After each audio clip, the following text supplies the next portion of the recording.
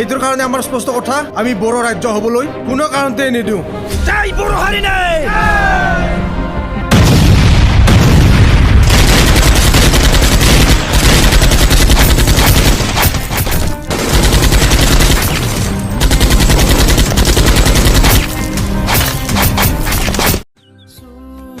बारमोदाइ film प्रडाक्शननि बेनाराव जों बर' मुंनि आबुं बर' सावथुनखौ मैया बेखेवबाय पलासिगुरिनि गेवलां गेलेग्रा गुवार फोथाराव।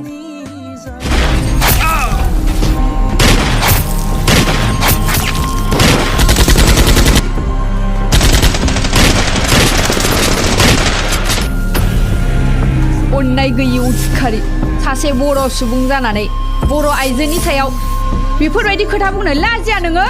नायसोरां गयारिनि बिथोन होनाय देग्लाय बोसोरनि बारमोदाइ फिल्म प्रडाक्शननि बेनाराव दिहुनजानाय आबुं बर' सावथुन जों बर'खौ थांनाय हराव क'क्राझार जिल्ला पटबरजरा महकुमानि सिङाव थानाय पलासिगुरि गामियाव बेखेवो। बे बेखेवनाय हाबाफारियावनो गाहाय आलासि महरै बाहागो लाफैयो मुंदांखा सावथुन लिरगिरि पंकज लाहारी बिथाङा। मख'नो गोनांदि बे सावथुन बेखेवनाय हाबाफारिजों लोब्बा लाखिनानै मोनसे प्रेमियार श'बो लानाय जायो, जेराव जों बर' सावथुननि दिहुनगिरिजों बिथोनगिरि लोगोसे रोजाबगिरि गासै फावगिरिफोरा एबा सावथुनजों लोब्बा गोनां सुबुंमोनहा गोबाङानो बाहागो लायो, जेराव बिथांमोनखौ मान होना बरायो आर'नाइजों। जों बर' सावथुनखौ बयबो रायजो राजाफोरखौ अनसायनो थाखाय सावथुन दिहुनगिरि मिथुराम ब्रह्मआ खावलायहरो। आङो गोबां गोजान जायगानिफ्राय फैदों, माने आंबो हारिमुजों बा सावथुन मुलुगजों एकदम थैथां नाजाथाबना थानाय मानसि नालाय आं जेसेबां गोजानब्लाबो मिथुराम फंबायाव खौरां हरनाय लोगो लोगो आं फैनाय जादों। आङो बे सावथुनखौ मिथुराम फंबाया बानायदों, रायजोफोरनि सिगाङाव लानानै फैदों। बेनि थाखाय आं गिबियावनो मिथुरामखौ माने फंबाय हिसाबै आंनि गोसो गोरबोनिफ्राय बिराद साबायखर बावदों। आरो जा सावथुन बिथाङा बानायदों जों बर', एक्सुवेलि बेयो माने ओरैबायदि मोनसे मेसेजिं फिल्म आं ससे नायनानै बुजि मोनखादों। बेखौ रायजोफोरा नायनांगौ, नायनानै जोंनि खायसे हमना लाबाय हारिनि गेजेराव माबा जुदि सुद्रायनो गोनां दंब्ला नैबे सावथुननिफ्राय जोङो एसेबाबो जोङो सुद्रायनो थाखाय आइडिया मोनगोन होननानै आं सानो आरो। दा गोरोन्थि मावग्रायाथ' अनलि सावथुन मुलुगनिल' नङा, सावथुन मुलुगनि सोरबा सासे गोरोन्थि मावोब्ला सावथुन मुलुगा मानो बदनाम जाफायो होनना बुङोब्ला सावथुन मुलुगानो मोनसे माने सेन्सिटिभ फिल्ड बेयो। माने बे फिल्डआव जायफोरा सोलियो बिसोरनि सायाव नोजोरा, पाब्लिकनि नोजोरा अरायसम गोग्लैखाबाय थायो। बेखायनो सोरबा सासे जुदि दाय मावोब्ला, जिहेथु बे मोनसे सेन्सिटिभ फिल्ड नालाय, सोरबा सासे दाय मावोब्ला मा जायो, फुरा जोंनिया सावथुन मुलुगानो बदनाम जाफानो गोनां जायो। एक्सुवेलि बेयो बुंनो थाङोब्ला सोरबा सासेनि थाखाय जोंनिया सावथुन मुलुगा जे बदनाम मोननांगौ बे खोथाया नंद्राया आरो बेबायदि गोरोन्थि मावग्राया गुबुन बिभागावबो थायो आरो। दिनै जों बर' सावथुनखौहाय अपेनिं खालामनाय जाहैबाय। जों बर' सावथुन खालामनायावथ' गोबां खस्थ' मोन्दों। आंजों लोगोसे आंजों खामानि मावग्राफ्रा माखासे लोगोफ्राबो खस्थ' मोन्दों। जेरैहाय जोंनि पटबरजरा एरियानि माखासे गोबां आर्टिस्टफ्रा आंखौ हेफाजाब खालामदों, रायजो राजाफ्रा हेफाजाब खालामदों, हाजासे जोंनि गामिनि मानसिफ्रा हेफाजाब खालामदों। दिनैहाय नै जे जायगायाव अपेनिं जादों, बे जायगायाव अपेनिं लादों, बे जायगानि बाजार कमिटियाबो जोंखौ खस्थ' खालामनानै मावना होदों।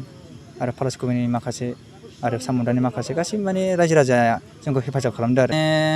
दिनैहाय जों अपेनिं टाइमावनो दिनै प्रथम बे जाहारबारियावहाय दिनै बेयावबो प्रग्राम लानाय जादों। गाबोनबो दं, समफोरबो दं, माने गोबां जायगायाव कन्टेक्ट खालामगासिनो दं आरो। रायजो राजाखौ खावलायो जों बर' सावथुनखौहाय बयबो माने जोंनि अनसायगोन, मोजां मोनगोन नायनानै आरो। मोनफ्रोमबो गामियावहाय बा फुजाफ्रावहाय कन्टेक्ट खालामनो हागोन जों बर' सावथुनखौ देखायनोब्ला। दिनैनिफ्राय जोंहाथ' अपेनिं जाखाबाय जेब्ला, जायबा सोरबाफोर जुदि देखायनो माबा खालामोब्ला आरो गोसो होब्लांब्ला बिसोर कन्टेक्ट खालामनानै देखायनो हासिगोन।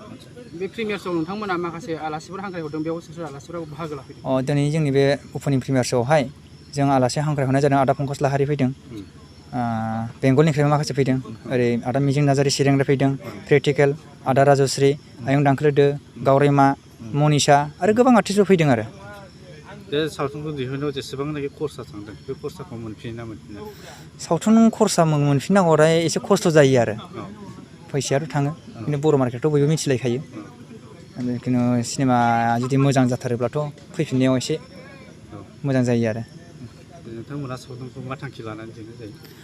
जोंहा बे सावथुनखौहाय माने बै समावहाय जों बर' रायजो राजाफ्रा बर' रायजो डिमान्ड खालामनायाव माबायदि खस्थ' भुगिनाङा, सोरजों माबायदि खालामजाया, सासे राजनिथिगिरियाहाय माबायदि सोरजों फिदिंजाया, बैफोरखौ लानानै जों खालामनाय जादों आरो। सिगांहाय आदा अबिनाशनि मोनसे बिबार फिल्म प्रडाक्सनाव गादोंमोन फेलें नोजोर होननाय बेनो आंनि सिगां बिनि उनावहाय आङो खामग्लिनाय गोसोनि मोदै मोनसे आरो नै जों बर' आंनिया दिनैजों मोननै जाबाय आंनि प्रडाक्सनाव ओंखारनाया बेवहाय जोंहा बै मोगथां नार्जारि आदा फैला दं आदा मेन्देला दं आदा कृष्ण आदा मिजिं मेन एक्ट्रिस हिसाबै रिंखि दङ आं बर' लादों ओमफ्राय ओरै आदा राजुश्री आदा राजिब एक्टर ओमफ्राय ओरै आयं दांखोलोदो जुलि मनिषा आरो जायगानि माखासे गोबां आर्टिस्टफोर दं आरो दा जायगायाव बानायनाय हिसाबै जों जायगायावनो अपेनिं लानाय जाबाय गुबुन जायगायावबो लेंहरबाय थादोंमोन खालामनो खिन्थु जों खालामहैनाय जायासै खिन्थु रायजो राजाफ्रा जोंखौ बुहुद हेफाजाब होदों आरो बिनि थाखाय जोंनि ओनसोलनि रायजो राजा साफ्रोमखौ आङो धन्यबाद होयो आरो बे जों बर' सावथुनखौहाय साफ्रोम रायजो राजानि अनसायनाय मोनगोन होननानै आं मिजिंथिबाय आरो जुदि रायजो राजाया जुदि अनसायलांबाय थायोब्ला जों बिनिफ्राय साबसिननिफ्राय हामसिन सावथुन दिहुनलांनो नाजालांगोन आरो मोजांथार आं गोदोनि देखायनाय बायदि मोनथारदों गोदोनि जाथायफोर थांनायफोरखौ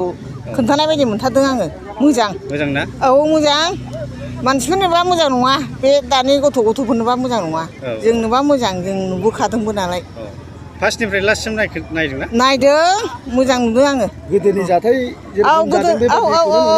जों नुबोनायखौ जों नुबोनाया बिदिनो जाखाथारदों नंगौबो दे बे आयंआलाय माबायदि मोनदों आंबो मोजां मोनदों मोजां मोनदों औ मोजां मोनदों आंबो फार्स्टनिफ्राय जोबजासे नायखादों दा नायदों औ मोजां मोनदों गाबनो ओंखारदों औ गुबै जाथारनाय बायदि मोननानै गाबनो ओंखारो ओमफ्राय सिरि थाफ्लाङो एखमबा गाबनानै बेबायदि जायो मोदै गवाखै मोदै गनायालाय गबाबो सोरनो खिन्थाबावनो गनायखौलाय हारसिं गखोमानानै थाबाय गोसोआव